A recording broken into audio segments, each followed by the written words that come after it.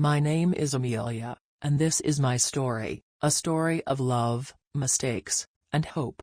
As a child, I was quiet and introverted.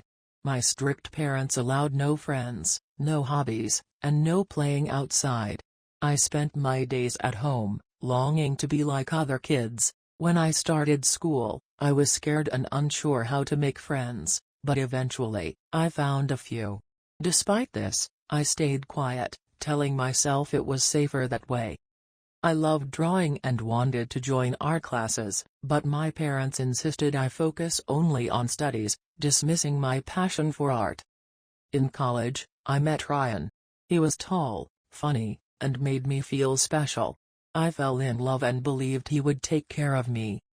When he proposed marriage, I gave up my dreams of studying further and building a career. At first, our life together seemed perfect. We had a daughter, Lily, who brought joy into our lives. But things began to change. Ryan became controlling. He criticized my clothes, my tattoos, and even my friends, insisting I stay home. His behavior grew worse. He stayed out late, ignored me, and eventually became verbally and physically abusive. When I sought help from my parents, they told me to stay with my husband because I was married. Feeling trapped, I stayed, hoping things would improve. When I had my son, Jake, Ryan's indifference deepened. He didn't even visit me in the hospital. Then I discovered he had a girlfriend. Heartbroken and alone, I tried to leave, but with no money and 2 children to care for, I didn't know how. Eventually, Ryan joined the army, leaving me to manage everything by myself. During this time, my father passed away, and my mother moved abroad. I felt utterly alone. One day, Ryan called, saying he had made a mistake and wanted to come back. Foolishly, I agreed, hoping to rebuild our marriage. But he didn't change. Although he tried to be better, his words continued to hurt me deeply. Years passed. I began to feel invisible and exhausted, questioning why I had stayed.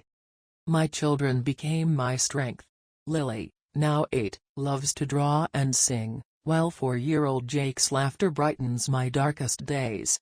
I knew I had to be strong for them. Then one day, my neighbor Sarah knocked on my door and invited me over for tea. I hesitated, fearing Ryan's anger, but I went.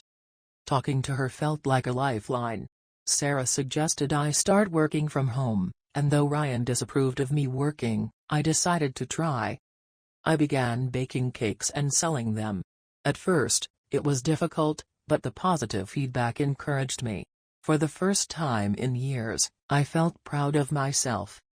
When Ryan confronted me, angry about my baking, I stood my ground. I told him I was doing this for myself and our children. Though scared, I felt strong. I set boundaries, making it clear I wouldn't tolerate his abuse anymore.